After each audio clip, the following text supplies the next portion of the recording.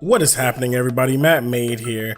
Since the second Ori game, Ori and the Will of the Wisps, has been announced back at E3 and they showed off gameplay and everything, I thought I would give the first Ori game a try and see how it holds up after these years. Ori and the Blind Forest was created by Moon Studios and published by Microsoft.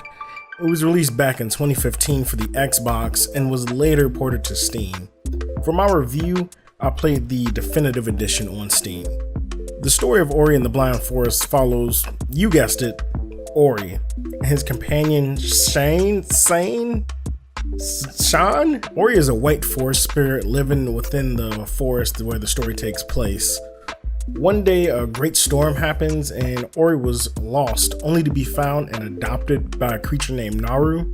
The spirit tree that's in the center of the forest then sends out a flash of light to try and find Ori and inadvertently kills the offspring of Kuro, an owl and the main villain of the story. Vengeful and not wanting a flash to happen again and kill her last unborn offspring, Kuro then attacks the tree and steals the core, which happens to be Sean. I'm gonna call him Sean, your partner in this adventure. Upon Kuro stealing the core, the three elements of the forest become unbalanced and the forest starts to wither and die. And as things start to die, Naru, Ori's guardian, starves to death, and this sets Ori out on his journey. From there, he meets Sean, and they then set out to find the three elements and bring life back to the forest. The game is absolutely gorgeous. Everything is bright and colorful, the forest is lush, the caves and caverns are dark and spooky, and the water is beautiful and gorgeous. The art style is completely different and unique from other games, and you can tell that each detail and each character was painstakingly created and cared for. Their attacks and movements are fluid, and they look and feel as if they could exist in some far off remote jungle somewhere. Ori looks great while in motion and has a few different jump animations and movement animations, depending on the type of jump or move that you do. Like for a high jump, he twirls around, and for a backwards jump or a turn jump, he does kind of a flip, and for a short jump, he just does a fairly standard jump. As for the enemies, the animations are all smooth and natural looking. Slimes jiggle and roll as they move and attack, the fish sways back and forth while swimming, and the birds dive towards you in order to try to strike you or get around and get you. Everything in the game is beautiful, and you spend time just admiring and appreciating the scenery. The game is fairly difficult in the beginning. When you start off, you're quite weak and can't take many hits. However, as you explore and collect yellow orbs, which are used as upgrade points, you can then purchase skills and get more powerful attacks. Health upgrades and the skill upgrades are strewn throughout the forest, and you must track them down and figure out ways to get to them. When you get to them and collect them, you'll then get a point if it's a skill, or you'll get another hit point if it's HP. Once you hit a certain amount of orbs, or if you get a big enough orb collection, then you'll level up, and then you'll have a purchase, you'll have a skill point to allocate to something.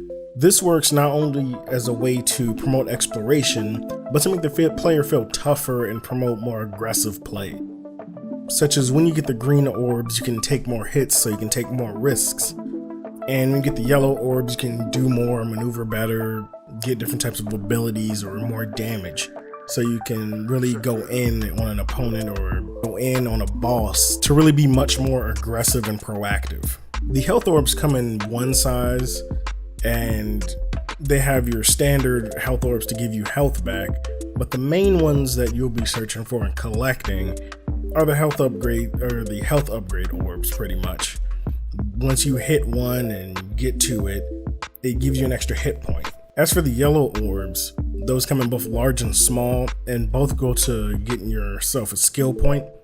The large ones can either net you a quarter, half, or a full bar, while the small ones only give you a little bit, but you'll be collecting those as you defeat enemies anyway. Once you get enough orbs to get a skill point, you must then find a save point or create a save point, which will then allow you to buy a skill. Save points in this game are a bit weird. There are two types of save points. One, you can find like a fountain or go to one of the 3 major points, or 2, you can create a save point on the fly. However, creating a save point will use one of your special tokens, and if you use a special token, they're used for both save points and your special attacks. So if you run out, you can't save or do special attacks, which will make the game a lot harder until you get 1 or more back. In order to get the special orbs back, you can find shards or crystals throughout the land and throughout the world.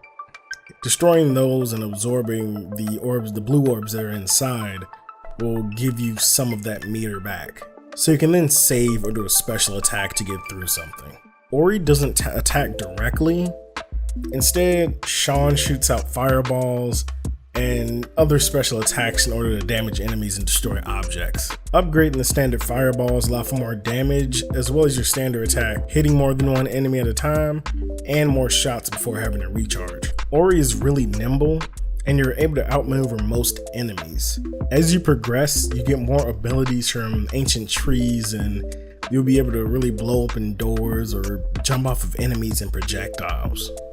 Movement in this game is fantastic, and you feel great when you're jumping off enemies to scale higher or get into a better position to attack. Aside from being able to jump off of enemies, you can also grab on the walls and wall jump, making Ori seem almost like a small white monkey. Heck, even the way he runs reminds me of our primate cousins.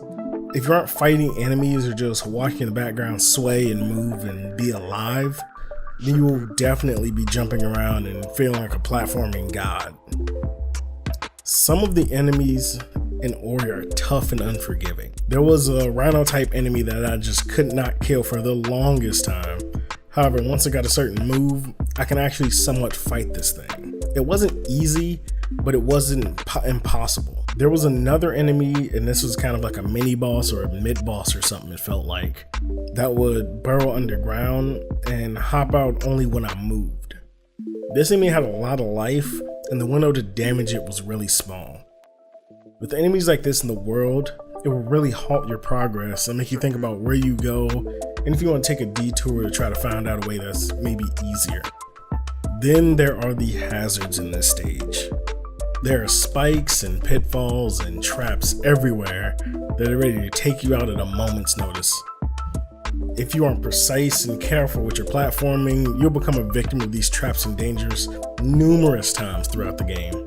Not only are there the hazards, but then there are the enemies lurking all around them ready to knock you right into the jaws of death. The game really shows you that things in the forest are bad and everything wants to survive, even if it means that you don't. Each section of the forest is quite long. You don't simply platform from a start point to the element orb and then start somewhere else and then repeat. You're actively traversing the entirety of the forest, and only when you're entering into one of the 3 points to restore the element does it feel like you're on a different stage. The 3 points feel more like a puzzle platformer section that are meant to break up the gameplay and spice up the platforming a bit. When I was in the tree to restore the water element, there were many new mechanics thrown at me that really shook things up and made me pay close attention. There were teleportation areas, as well as areas where I had to redirect projectiles to break down walls and open new paths. These areas are really fun and introduce new mechanics and abilities that you can use to get orbs or open pathways that were out of reach in the forest before. You will spend a lot of time backtracking to get to new areas and get around hazards, as well as find the orbs to make yourself stronger for the later sections of the game. Ori and the Blind Forest is a whimsical and entertaining adventure.